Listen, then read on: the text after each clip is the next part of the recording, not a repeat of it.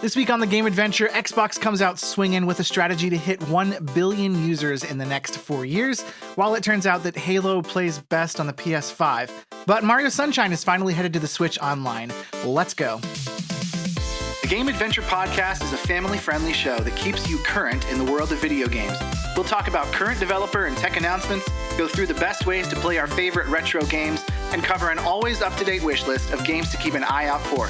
We're doing it every week and always in under an hour, so let's go. What is up, everybody? Hope you're having a fantastic week. Welcome to the first official episode of the Game Adventure Podcast in video format. This is the first time that I'm really putting this out on YouTube. I figured I've got a lot of videos that I've watched to kind of make sure that I'm informed for this show every week, and so maybe it would be helpful to have those to share with you as well. Been working on this for a while, and I'm pretty excited that it's all finally starting to come together. If you are listening to the audio version of this, you're missing a couple of the videos, but it's still just fine in audio form. I listen to most of my favorite podcasts via audio, but hey, it's on YouTube if you want to watch it there as well. So if you're just joining me for the first time via YouTube, welcome. I'm glad you're here. This is a show that I kind of put together a number of months back, earlier this spring in 2026, because I couldn't really find a gaming podcast that really kind of covered the kinds of games that I wanted to hear about across all different platforms, but also did it in kind of a short amount of time. I didn't want to listen to an hour and a half long podcast. I wanted like under an hour for sure. So my aim with this podcast in particular is to always be under an hour, always be family friendly because my kids love to talk about this stuff as well. I wanted a safe place for them to interact with these video games, and always be as positive as possible in an industry that sometimes is not so positive. So with that, let's jump over to our first segment, which is the industry news. Xbox has been in the news a ton over the last couple of weeks, and not all for good reasons. They've laid off a ton of people. They've closed a number of studios. They've kind of made a couple of studios go independent, and then those studios have laid off people. So it's been kind of a rough time period for Xbox as they try to kind of reset their business to be successful going forward. And unfortunately, that has had an impact on a lot of people and a lot of jobs. What they've started to talk about this week is their plan going forward for what they actually want to do, and it is incredibly ambitious. They are proposing that they want to reach 1 billion, with a B, daily active users in the next 4 years. So by 2030, they want to have 1 billion daily active users. That's like an eighth of the world's population. That's a lot of people. But they're kind of trying to make this happen all the while their console sales are falling and their Game Pass revenue is also falling. So they've kind of, Asha Sharma presented these 4 C's, which are their priorities for the next couple of years. This is their plan to do that. And return to growth by 2027. So they've got basically 5 months to go from losing a bunch of money and falling apart to starting to make money again and doing positive things. The 4 C's are core, content, creation, and connection. We only really have a memo at this point from them, so we don't know exactly what that means, but core means they want to strengthen the Xbox platform, specifically led by this console experience. So they are not backing down from the console experience, where Phil Spencer a couple of years ago kind of said, we're going to bring Xbox to everything. And then there was the infamous, anything can be an Xbox ad campaign. Your phone can be an Xbox if you're streaming to it. And now they're kind of coming full circle on that and doing a 180 and saying, which is not full circle. 180, kids, is half of a circle. I know that. Give me a break. It's early, okay? Basically, they're turning that around 180 degrees and saying, yeah, an Xbox console is an Xbox. And there's a reason that we're a console manufacturer. There's some good things about that. The second C is content. They're really focusing on great games and turning them into franchises. So a lot remains to be seen around that. Connection to their 4th C, which is connection, which means they want to use the world of TV and film and consumer products and global kind of partnerships to make these game franchises more than just a game on your Xbox, but a whole world of entertainment. And then the final one is creation.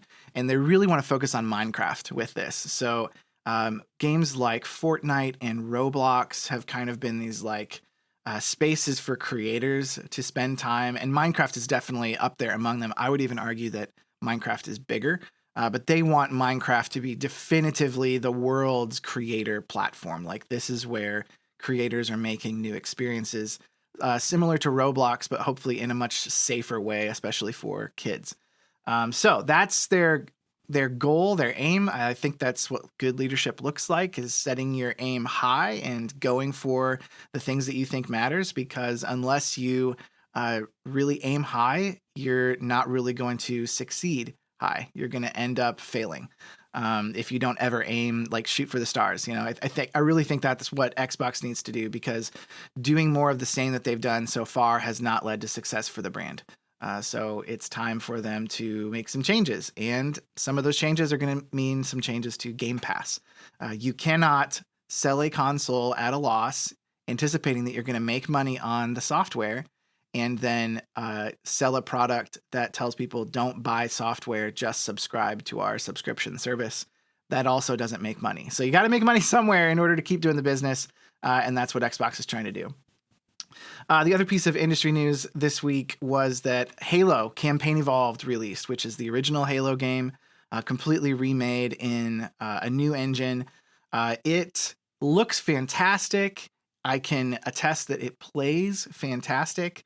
Lots and lots of positive feedback on this campaign, but an interesting tidbit is that the place it actually looks the best isn't on an Xbox. It's on the PS5 Pro. And that is kind of funny. Like, it's kind of hilarious that an Xbox franchise plays better on the competition's platform. Like, I find that funny. But also, I feel like people are focusing too much on this. A lot of the industry chatter on the various podcasts and videos and stuff is kind of missing the point of what Halo is supposed to be. Like, look at what actually is happening here. This franchise that I grew up loving is now available to people on all of these different platforms, and with crossplay, you can play together this fantastic game. So it looks better than it ever has before. It plays just as well, and more people are able to do it. And the thing that we want to focus on is like nitpicking that it looks a little better on a PS5 Pro than it does on an Xbox. I feel like some of those folks are maybe missing the point a little bit. But I'm really excited for this fantastic game to be available to more people. In the tech update, we want to look at some of the technology changes and announcements that impact gaming. And one of those announcements this week was GPU prices are starting to go up again from the two biggest companies. That would be AMD and NVIDIA. And so they've said, we're going to actually start to increase the price on our graphics cards. Meanwhile, companies like the console manufacturers, Sony in particular, this week said, don't worry, we have enough memory stockpiled, so we don't need to raise prices until 2027, which at first has you going like, whew, that's good news, until you realize that 2027 is only 5 months away. So they're saying, don't worry, for 5 months at least, we're not going to raise the prices on our last generation of consoles, which is not comforting at all. Sony, just don't even say anything next time, okay? We'll feel better about just not knowing. So the truth is, console prices have gone up. Graphics cards prices are going up. I kind of did a little research and looked for like, what are the two graphics cards from those companies that would be the most compelling to buy if you were, building a rig and you wanted your computer to be strong enough to. My criteria was, can it play AAA games at least like low settings? Like, can I even get in on AAA games, the top tier?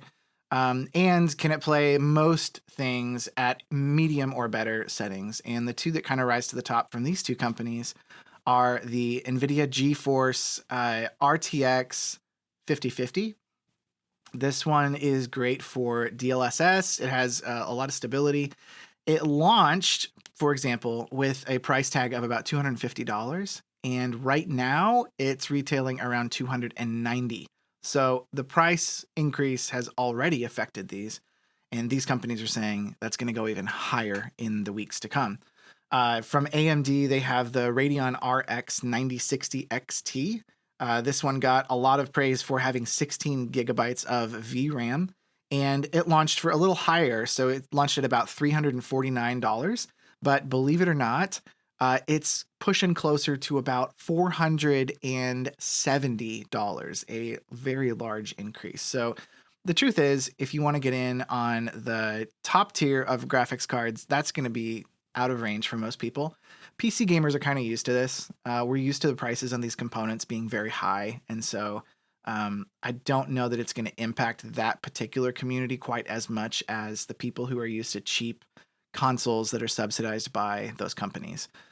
So that's what's happening there. The Steam Machine, on the other hand, if you want kind of a blend between the console and a PC, Valve has jumped into the console wars with this fantastic Steam Machine. It's this tiny little 6-inch square box and packs a punch, and they have recently said that they're going to be able to fulfill those console reservations for that, if you want to call it a console. Is it a computer?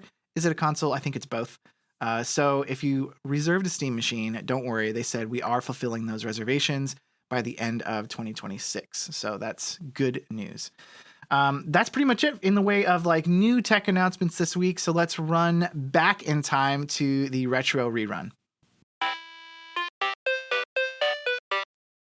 In the Retro Rerun segment, I like to talk about the best way to play some of my favorite old games, the new remasters of games that are coming out, new hardware that makes it easier to play old games. So that's kind of what this segment's all about. And it's very exciting this week because they finally announced one of my favorite games of all time on the GameCube is finally coming to the Nintendo Switch Online. That is Super Mario Sunshine. Mixed feelings about this, actually, because this is perfect timing to introduce this game to my kids. It is available via Nintendo Switch Online, so if you have that, it's going to be available sometime in August. And this is the truest version of the game that is being emulated, so it looks exactly like it did pretty much on the GameCube. So if that's what you're going for, this is probably the best way to play it. But I would argue that maybe there are other better ways to play this game. If you remember, this isn't the first time this game has come to Switch. This came to Switch via the Super Mario 3D All-Stars package that was sold in very limited quantities. So if you got it when it came out back around 2020, it was a package of the Mario 64, Super Mario Sunshine, and Mario Galaxy. Since then, you have releases of Mario Galaxy and Mario Galaxy 2, but that was like almost a kind of remastered version of those games. It was very clean looking, looked very nice. So arguably, that's actually the better way to play this if you had one of those cartridges when those came out, or you bought it digitally. They actually delisted the digital version on March 31st of 2021, which is weird that we have this better version of this game and it's just not available anymore. So arguably, you could play it via that version if you got it in the first place. I don't know why Nintendo hasn't made this version available digitally for us to purchase. I would spend $20 or more to buy Super Mario Sunshine via the version that came out on the Switch. But really, if you have the game and you are into emulation, I would maybe argue that that is the best possible way to play Super Mario Sunshine. So you can emulate this game at 4K resolution. You can use upscaling. You can widescreen it. You can also add achievements via retro achievements for this game. So if I were going to play through this game again, I might actually play it via emulation. And I know that's a complex thing to kind of get set up for some people, but that might actually be the best way to play this game. And what's maybe a little frustrating to me is that the Switch 2 is powerful enough to actually emulate this game really well. So I wish that Nintendo had given us a kind of remaster. Look at the way that the original Halo game was remastered in the Master Chief Collection. And they even gave you a switch to toggle back and forth between the original version and the remastered version. They could easily do that with a game like Super Mario Sunshine, but maybe that's more love than Nintendo has for this game. And certainly I have more love for this game than Nintendo maybe does at this point. But I'm excited that it's coming to the Nintendo Switch Online this month. A cool story that I saw this month was a PC gamer that was taking physical media and making it themselves. So this is kind of a growing trend. There's a couple folks online that I saw. One guy that in particular was a guy by the name of Peculiar Programmer on YouTube.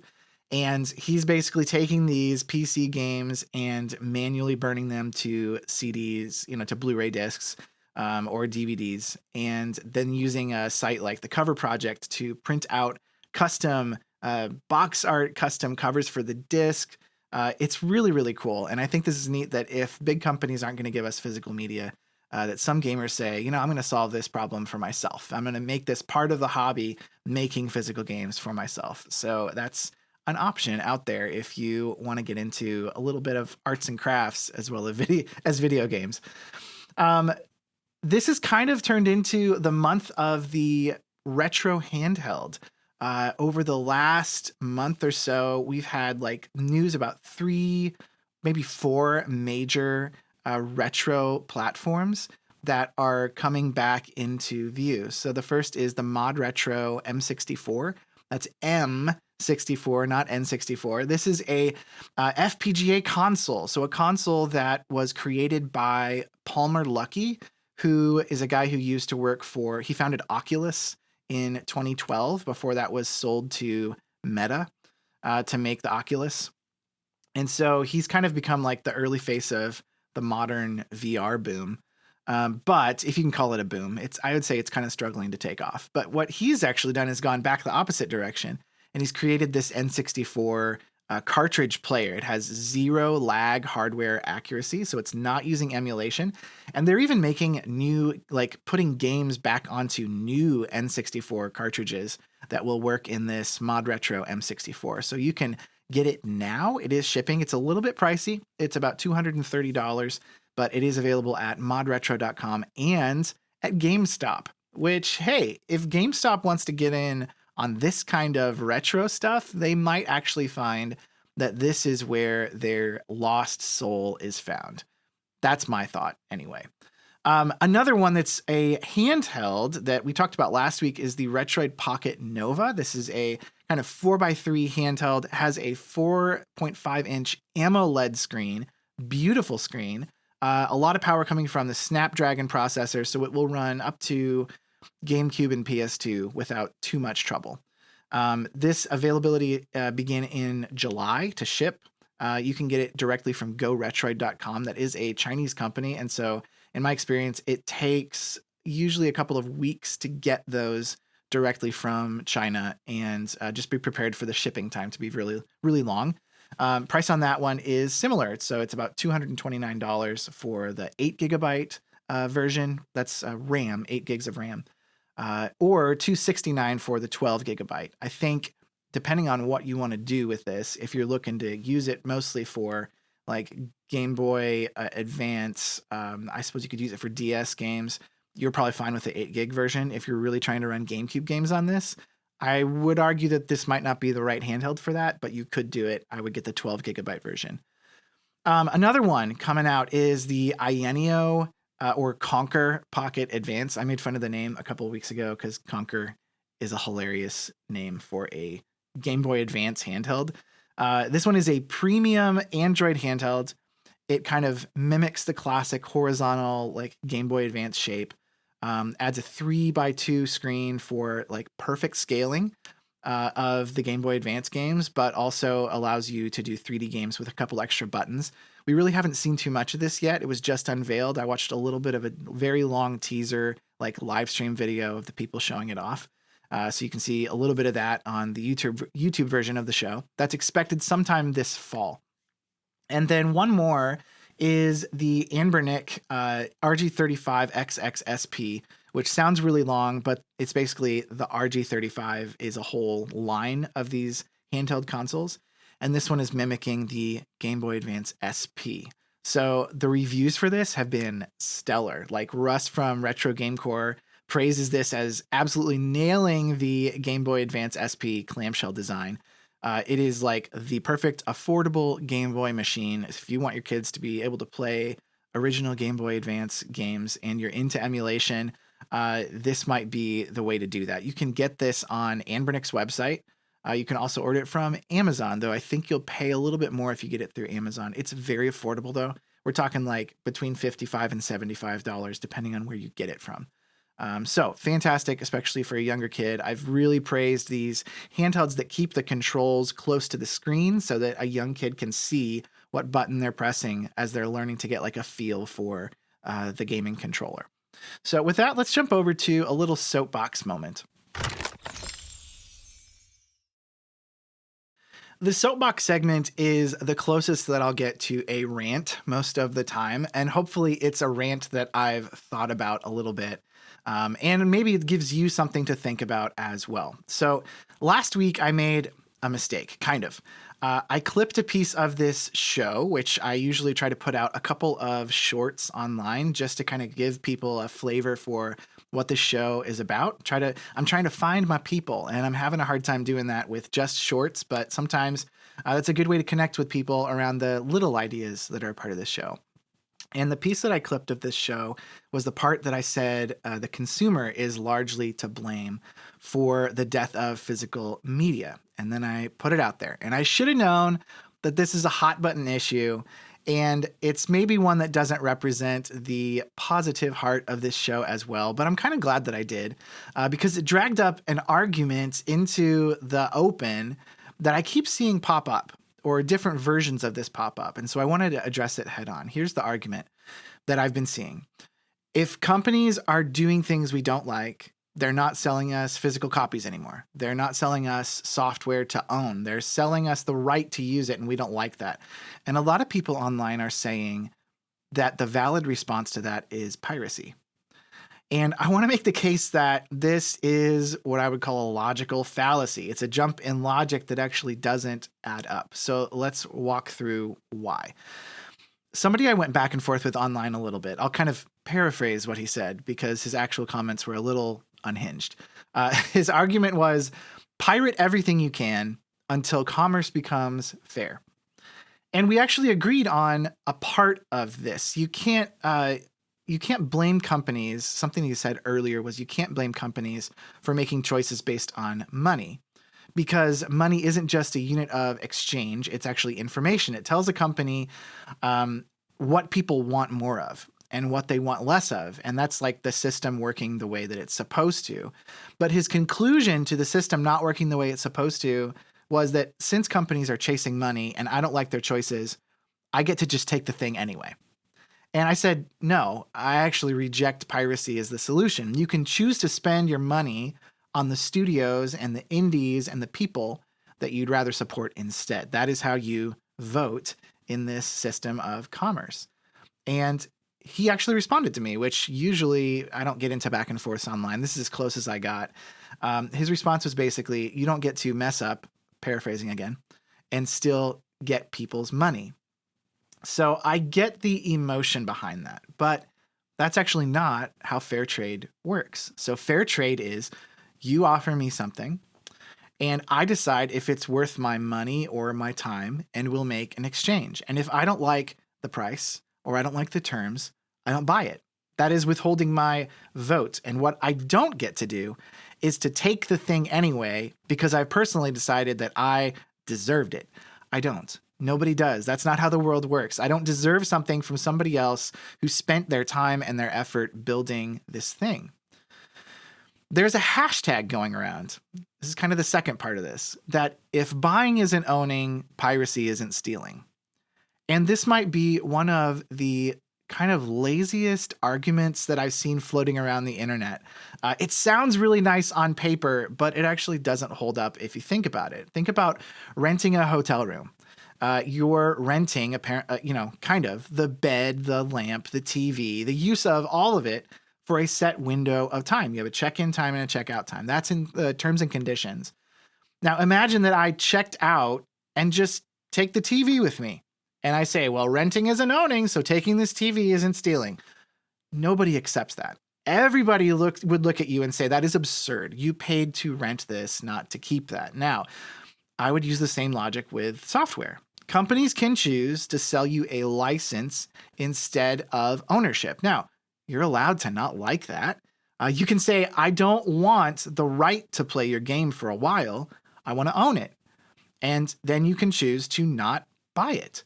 That's a completely legitimate response. What's not legitimate, though, is deciding that the terms don't apply to you just because you don't like them. So I'll give a little bit of ground here and say that there's a real conversation to be had around old, like out of print type games that aren't available for sale anymore, where the original maker isn't getting compensated either way.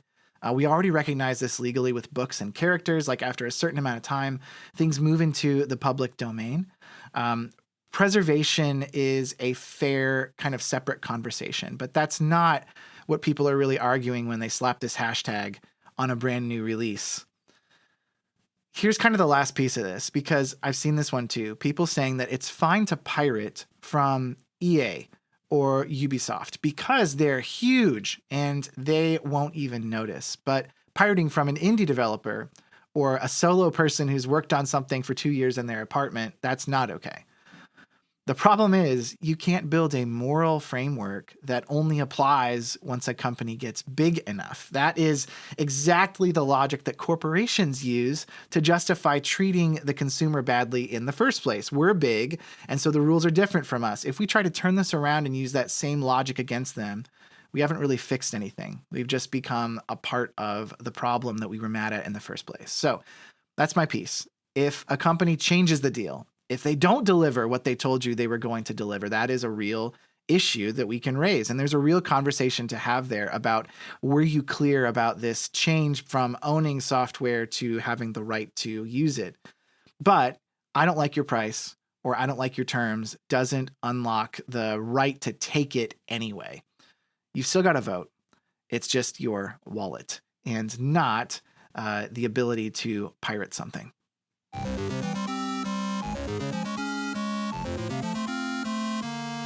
The game list this week is a little shorter. There's not a ton of stuff. There's a few things that have come out in the last week or so. There's a few that are coming out later in August, but kind of quiet on that front. So Halo Campaign Evolved came out on July 28th this week. It is the Unreal Engine 5 remake of the original Halo title. Definitely, if you have Game Pass, you should go play this because it's available to you now, not just the folks that pre-ordered it and got it a couple of days early. A couple of smaller games are coming out this week. Big Walk is coming out on PlayStation Plus. That is from the makers of Untitled Goose Game, that goofy game about the goose. This one is also kind of a goofy game, but it's an open world puzzle game that's designed around cooperative multiplayer with friends. Audio plays a big role in this one. So being able to call out to your friends on audio, I don't know if it's really going to have the same appeal with people in the same room, but definitely if you play with folks that are far away from you and use voice chat a lot, this would be a fun one to check out. It is coming to, I said PlayStation Plus on August 4th. And then another one that's kind of an indie title is Corsair Cove. This one is coming to Xbox Game Pass. It is a really bright, pirate-themed adventure game. It's focused on strategy, kind of building up your base, commerce. It feels a little like a Command and Conquer or Age of Mythology type game, but also has some exploration and combat in it. And it is rated teen, I assume, because it's pirates, and pirates don't always do nice things. See my comments on digital piracy in the last segment, I guess. But that one looks like it could be kind of fun, and it's coming to Game Pass. A couple of games for the kids, family-friendly games. Splatoon Raiders is already out, but man, the reviews have been coming in for that game, and they look really good. So this one's on my list to play. I just started playing Metroid Prime 4 this week that my kids got me for my birthday, and so I've been having fun with that one. But Splatoon has a special place in my heart. My kids really love Splatoon, so it's exciting to have a first-player game that's really first player focused, unlike the past titles where you've had a campaign mode in it, but it's really not fully fleshed out, I didn't feel. So I think it's exciting to have a first player Splatoon game. Another game called Restory is releasing on August 6th. This one is a simulation game where you manage an electronics repair shop and clean and fix classic hardware and gaming hardware in particular. We're talking PSPs and Game Boys, and it looks really unique. It looks kind of fun. Now, I will say, maybe if you're technologically inclined at all, it would be better to just go buy some stuff on eBay and fix it and then sell it and turn an actual profit. But if you want to do that just as a cozy game, this one might be one to check out. If your kids are interested in fixing stuff, a couple weeks ago I repaired a couple of Joy-Cons that we have that started to get stick drift. So I got some Hall Effect joysticks for them and replaced the joystick, mostly successfully. But my kids were like super interested in seeing, this is what it looks like when it comes apart. This is how you fix it. I learned things along the way, so I could see this being a good kind of introduction to how do you repair electronics if your kids in particular are interested in that. I already mentioned Super Mario Sunshine coming to Nintendo Switch Online. We don't have a date yet, but sometime in August that will happen. A few things. So Microsoft usually announces what games are leaving Game Pass around mid-month, so we don't have that information quite yet. But PlayStation Plus is losing a handful of games on August 18th, and they include Unicorn Overlord, which is a fantasy RPG. If you start now, you might have time to finish it before it leaves PlayStation Plus. Maybe you play enough of it to realize that you love the game and you're going to buy it instead of just play it via subscription. Another cool game I wanted to highlight is Harold Halibut. This is a handmade stop motion adventure game, which is really cool. So I'm a big fan of animation, of stop motion, and this one they actually created like physical models and then did the stop motion photography in order to make the motion actions. And then they brought those files into a modern engine and actually made the game with those files. So it's like playing a video game that's based in stop motion. So I am gonna have to check this one out. I had heard about it, but hadn't actually seen it until this week. Another game called Roki is a Scandinavian puzzle adventure game. So this one looks like a really fun kind of delving into Scandinavian mythology. I will say it has a really cute and fun art style. I really like the art style that it has, but definitely has some stuff that might be a little scary for younger kids. Turns out Scandinavian folklore has a little bit of scary content in it. Some of these stories were probably used to keep kids in bed at night, if you know what I mean. So maybe do a little bit of previewing before you let your kids watch that one. Finally, there's one called Bomber Crew, which is a strategic simulation game. That one is like it's a weird mix of World War II simulation and like strategy, but also with pixelated me-like characters and a sense of humor, at least in the trailer. So you might want to check that one out. Kind of a good example of a unique game that you might want to try first and decide, is this something that I really want to play? That brings us to the end of today's show. For the most part, I wanted to add one more segment to the show, which is called the Mailbag. So I do get a couple of emails now and then at thisisthegameadventure@gmail.com. If you want to send me your thoughts, if you think that one of my hot takes was not so hot and I might be wrong, I would love to hear from you. I'd love to hear your perspective. Part of the reason that I'm doing this show is I want to have more conversations with people around this medium of video games that I really enjoy and I think can be a good place for people to connect. So if you want to connect with me, that's one way to do it. You can also leave something in the comments, which is where most of these came from this week. One person said that they play games on PC, and that has kind of been an excuse to abandon physical media because it really doesn't exist anymore for PCs, but they would buy it if they could. And so I would redirect that question and say, hey, check out the people that are making their own physical games. There's another guy that I saw that is making like cartridges for his games using SD memory cards and is making like tiny little box art. It's fantastic. I love it. So you don't like that there's no physical media, you can't actually make it. So if you are a PC gamer, there are actually ways that you can continue to do that. And maybe people will start asking for physical PC games again. I don't anticipate that will be the case, but it's possible. Another person said that we've willingly gone in this direction by buying discless consoles. Yes, I am certainly to blame. So when I say the consumer is to blame for the loss of physical media, I'm included in that. I definitely bought a discless Xbox. because it was cheaper. I was buying a lot of my games digitally anyway, and I just didn't really think it mattered that much. Looking back, maybe I would have said, maybe I should have bought one with a disc if I really cared that much about physical media. So that's definitely partially on us. And then I also talked to somebody in person this week about their PS5 that they just bought. And they said, we actually use the Blu-ray player in our PS5 more for Blu-rays and playing media and like actual Blu-ray movies that we have than I'm using them for games. And so that's like a side benefit of having a large Blu-ray collection. I don't have to somehow store these digitally someplace. I don't have to stream them. I just pop in the disc and I play it. And we've been using that on the PS5. So yeah, that's an argument for buying something with a disc drive in it that plays Blu-rays. I think that's awesome. If you have thoughts or comments on anything that I have said today, anything this episode, you have something that you'd like me to talk about or cover, I'd love to hear from you. You can email me at thisisthegameadventure at gmail.com. You can also go to thegameadventure.com and sign up for the email list. Email list subscribers are going to get basically 1 day early access to the YouTube version of this show. And they'll also get exclusive access to things that are coming down the pipe later this fall, like a Discord server, if you want to have ongoing conversations with people about video games. So I hope you have a fantastic week. I will see you again next week, same time, the same place.